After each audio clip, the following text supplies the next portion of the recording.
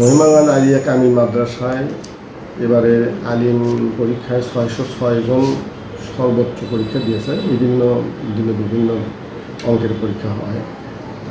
পরীক্ষা আমাদের রিটেন পরীক্ষা শেষ, এখন প্র্যাকটিক্যাল শুরু হয়ে গেছে। আমিও আপনি যে কথাটা বললেন, আমিও এটা লোক মারফত শুনেছি, বিভিন্ন মাধ্যমে শুনেছি। শোনার পরে এডিসি স্যারও ইউনো স্যারকে ফোন দিয়েছিলেন, ইউনো স্যার আমাকে ফোন দিয়েছিলেন এবং একাডেমিক সুপারভাইজারকেও ফোন দিয়েছিলেন। একাডেমিক সুপারভাইজারকে আমি স্পেশালি বইলে ওখানে পাঠিয়ে দিয়েছিলাম। আমি তার আগেই ভারপ্রাপ্ত অধ্যক্ষ যিনি ছিলেন মোহাম্মদ নুরুল আলম, ওনাকে আমি ফোন দিয়ে বললাম যে আমাদের একাডেমিক সুপারভাইজার ওখানে যাচ্ছে একটা তদন্তের বিষয়ে, আমরা বিভিন্ন অভিযোগ পেয়েছি, আপনি একটু থাকবেন। একাডেমিক সুপারভাইজার 1:17 সেখানে উপস্থিত হয় শুধুমাত্র ভারপ্রাপ্ত অধ্যক্ষকে পাইছেন, এছাড়া আর কাউকে পাননি। সমস্ত শিক্ষক, কর্মচারী, ছাত্র সবাই চলে গেছে।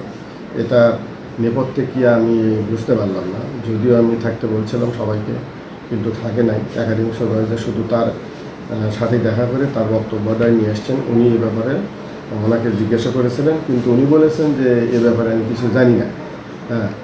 তবে সাংবাদিকবৃন্দ যারা আছেন, আপনারা যারা আছেন, আপনারা যেটা ভিডিও ক্লিপ দেখাইলেন এটা সত্যতা আছে এবং আমিও এই ব্যাপারে ইউনো স্যারের মাধ্যমে ঊর্ধ্বতন কর্তৃপক্ষের কাছে একটা প্রতিবেদন দেবো। আমরা তাকেও জানাবো যে ভিডিও সহ যেহেতু আমরা পেয়েছি, মোবাইল সহ এবং বিভিন্ন ছেলেদের কথোপকথনে আমরাও যেটা শুনতে পেলাম যে তারা কিছু টাকা নিয়েছে। কত টাকা নিয়েছে এটা যেহেতু আমরা সুস্পষ্ট প্রমাণ পাইনি, তবে আমরা এই ব্যাপারে শিওর হচ্ছে যে কিছু টাকা নিয়েছে এই ব্যবহারিক পরীক্ষায়, যেটা অন্যায় এবং অনৈতিক।